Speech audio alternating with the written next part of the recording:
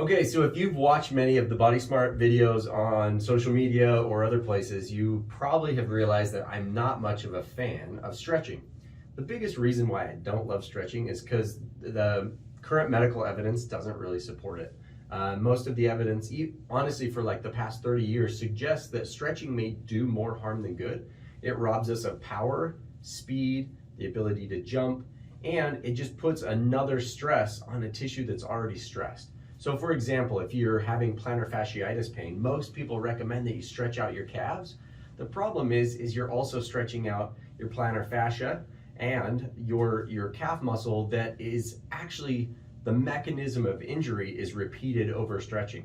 So if you're stretching an already overstretched tissue, it's just gonna make it more upset.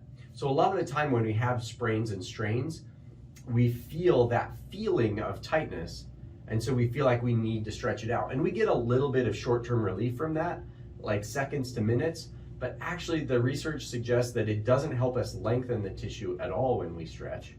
Plus, it's not a lengthening problem. It's not that that has gotten shorter and you're losing range of motion, so there's no reason why we need to stretch it. Plus, it can actually cause more damage or slow down the healing process because of the amount of like overstretching trauma we're causing to it. So we have some solutions on what you should do instead of stretching.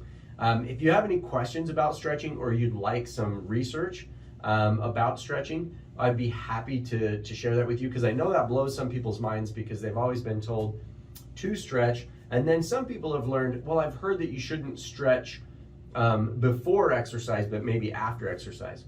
There's actually no evidence that stretching does any good at all. The only stretching that really has been shown to be effective is what we call low load, long duration stretching, which requires like hours a day to make the tissue make a change in tissue length.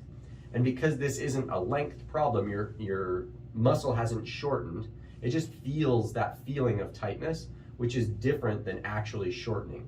So we don't need to stretch that tissue back out. Instead, what we need to do is turn that muscle on and off and on and off to get that tissue to relax, because it's tightening up in terms of that muscle is contracting as a defense mechanism. So what we're gonna do is show you how to use isometric holds to get a muscle to relax and to actually get better range of motion gains and more symptom relief than stretching. So we have our assistant here who's been waiting patiently for me to move on, because I get kind of nerdy with this stuff and pretty passionate about not stretching. So here's what we do. Common areas that we stretch during running, a lot of time people will want to stretch out their hip flexors. So they'll grab their leg and kind of lean into it and pull. So what we can do instead, if we're wanting to stretch out that hip flexor in front, you can grab your foot and pull instead. So instead of pulling with your arm and stretching out the quad, you're gonna pull with your leg. So you're gonna kick your leg down this way and drive your knee down into the ground and hold that for about 5 seconds and repeat that 10 times. So that type of activating that muscle, pushing down fairly forcefully. So you wanna, again, kick your leg out this way and drive your knee down, and that's gonna activate that hip flexor and the quad muscle. All right, so that's how to do that hip flexor in a different way. You can do that in standing or laying down like this. All right, we're gonna flip over and we're gonna look at some hamstring stuff. So that's probably the next most common that people wanna stretch. So they'll kick their leg up on something and cram that into position. Again, that's not gonna help a ton for doing that. So what we do instead is a glute bridge where you hold that. So you bridge up and you're activating that, holding it in one position. That's what an isometric hold is holding that in one position.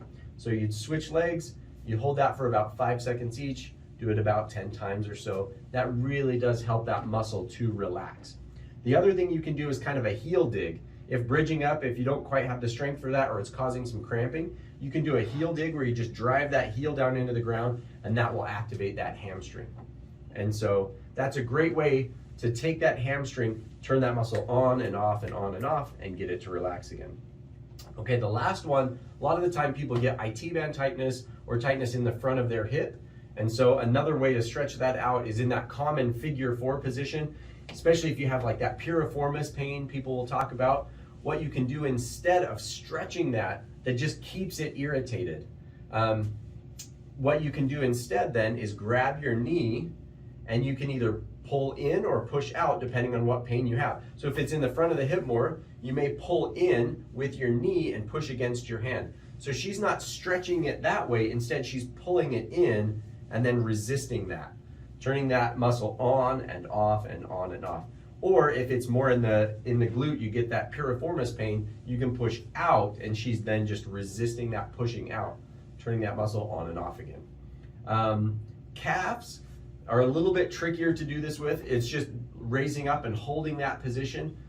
You can sometimes push against the door frame and push back down to get a little bit more resistance, but doing that same thing with your calf where you hold, or doing an isometric hold with your knees bent to get that lower calf muscle, but holding that position under load. You may also like grab a countertop and pull yourself down to try to get a little bit more resistance there, but holding that is actually going to do a lot more for decreasing that pain. You can also take a towel and gas pedal, so push your foot down into the towel and get that kind of relief with your calves to do a better job at relaxing that calf muscle than stretching alone.